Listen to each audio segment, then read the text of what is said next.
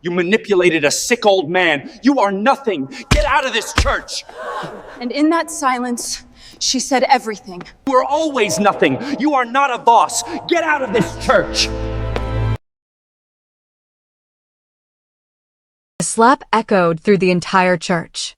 Not a tap. Not a brush.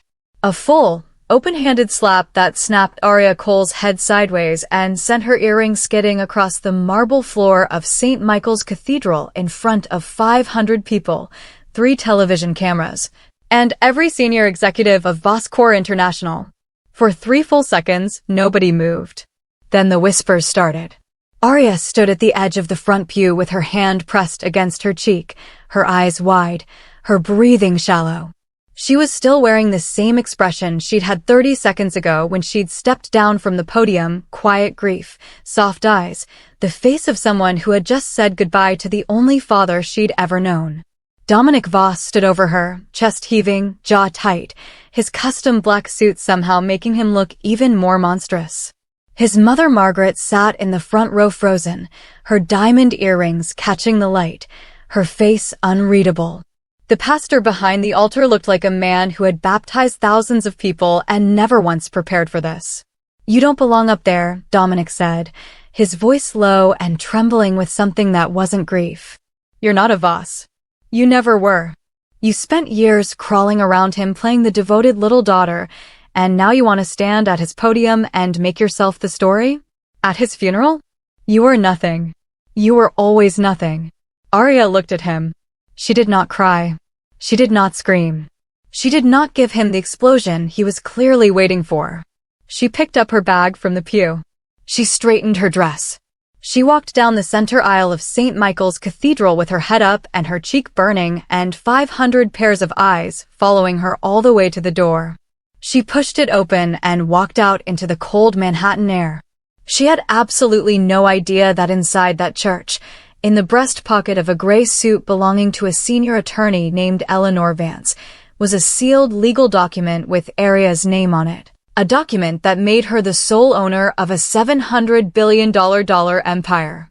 And Dominic Voss had just made the single worst mistake of his entire life. Direct at CTA. If you're new here, subscribe right now and turn on notifications because this story is going to have you on the edge of your seat from beginning to end. Don't go anywhere. Aria grew up invisible. Not invisible the way people say when they mean shy or quiet. Invisible the way a person becomes when the world around them has decided, without discussion, that they don't fully count.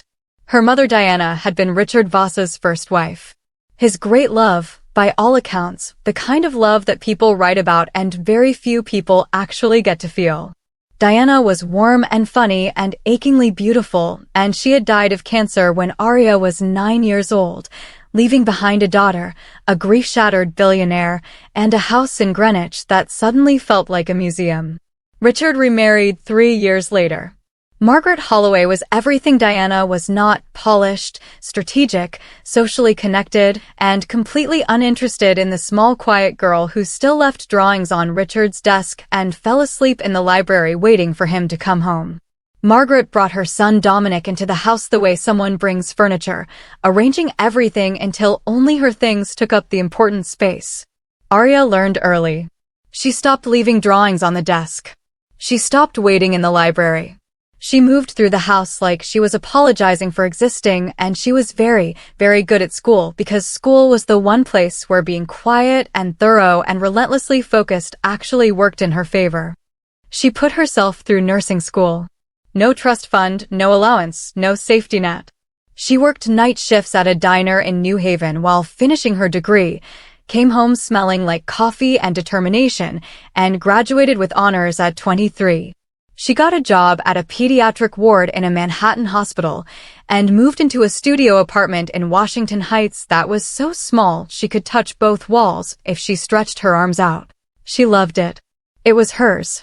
She visited Richard every Sunday, brought him chamomile tea, read to him when his eyes got tired. In his final 2 years, as his health declined steadily and the people around him got quieter and more calculating, Aria became the one constant, the one person who showed up every single week without an agenda. Dominic visited twice in those 2 years. Both times he asked about the will. Richard said nothing. But he was watching. He had always been watching. Directed CTA. That moment at the cathedral is about to change everything. Stay with me because what happens next is something nobody in that church saw coming. Like this video right now if you want to see Dominic get exactly what he deserves. The video went viral before Aria even got home. Someone in the third row had been recording on their phone, probably expecting a dignified memorial service they could post a tasteful clip of later. Instead, they captured 38 seconds of footage that would be viewed 47 million times in 72 hours. The sound of the slap. Dominic's voice shaking with rage. Aria's silence. Her walk down the aisle. The door swinging shut behind her. By the time she got back to her apartment and sat down on her bed and let herself finally, privately cry, the way she had been holding back since the moment she got the call that Richard was gone, her phone was already ringing off the hook. She turned it face down. She cried for 2 hours. Then she washed her face, put on her scrubs, and went to work.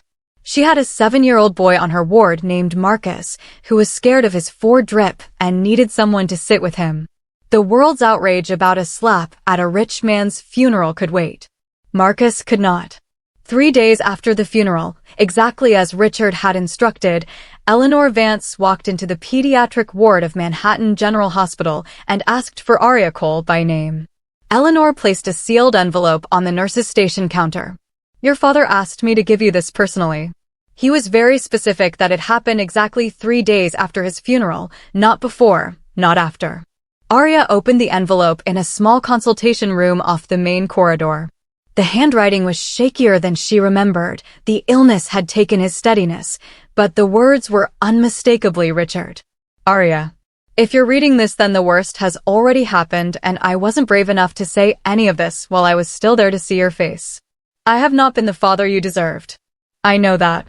I knew it every Sunday when you showed up with tea I didn't ask for and sat with me in the quiet like it was the most natural thing in the world. You never wanted anything from me. Voss Core, the properties, the investments, all of it, it belongs to you. Not because of obligation.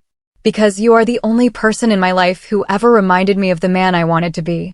Your mother would be so proud. I know I am. Dad. Miss Cole, Eleanor said gently. You are the sole heir and acting owner of Voss Core International and all associated holdings. The current valuation is $700 billion. The room was very quiet. I need to finish my shift first, Aria said. Eleanor blinked. I have 3 kids on this ward who need their medication at 4 p.m. I'll call you at 5. Directed CTA. Comment below. What would you have done in Aria's position? Would you have taken the money or walked away? Drop it in the comments because I read every single one. And don't you dare click off because what Dominic does next is absolutely unhinged. Dominic Voss did not take the news quietly. He called his lawyer. Then his mother. Then his lawyer again and screamed at him for 10 minutes straight. His lawyer, a careful man named Gerald Fitch who had been practicing law for 30 years, let Dominic finish and then said very calmly, the document is airtight. Richard had full cognitive capacity. 3 independent medical assessments confirm it. The injunction was filed by 3 o'clock. Margaret called Aria by 4. I think we should talk about this situation like reasonable adults, Margaret said, her voice smooth and cold. Please have your lawyers contact Eleanor Vance, Aria said. Good night, Margaret. She hung up. Her hands were shaking slightly. She put them flat on the counter and breathed. Then she finished making her pasta. What Dominic didn't know was that Richard had not been naive. 18 months before his death, Richard had quietly hired a forensic accounting firm out of Chicago. Over 6 years, Dominic had siphoned $340 million from Voss Core subsidiaries through a network of shell companies registered in Delaware, the Cayman Islands, and Luxembourg. $340 million. Richard had read the report on a Tuesday morning. He had sat with it for 3 days. He had not cried. He had not raged. He had called Eleanor and said, very quietly, change everything. Give it all to Aria. And make sure the evidence is preserved. Let him think he's winning for a little while longer, Richard said. The fall is harder from higher up. Directed CTA. Do not close this video. I promise you the ending is worth every second. But first, if this story has you feeling something right now, hit that like button. It genuinely helps this channel more than you know. Now, let's finish this. The courtroom on the day of the hearing was the kind of quiet that has mass to it. Eleanor Vance presented 38 months of evidence in 90 minutes. Security logs, bank records, transfer documents, corporate filings from 3 countries. And then she pressed a button on the laptop and Richard Voss's voice filled the courtroom. I know what Dominic has been doing. I've known for a while. I'm not angry anymore. I just want to do the last right thing I have time to do. Aria has never asked me for a single thing. Not once. She just showed up. Every Sunday. With tea. That tells you everything about a person. Everything.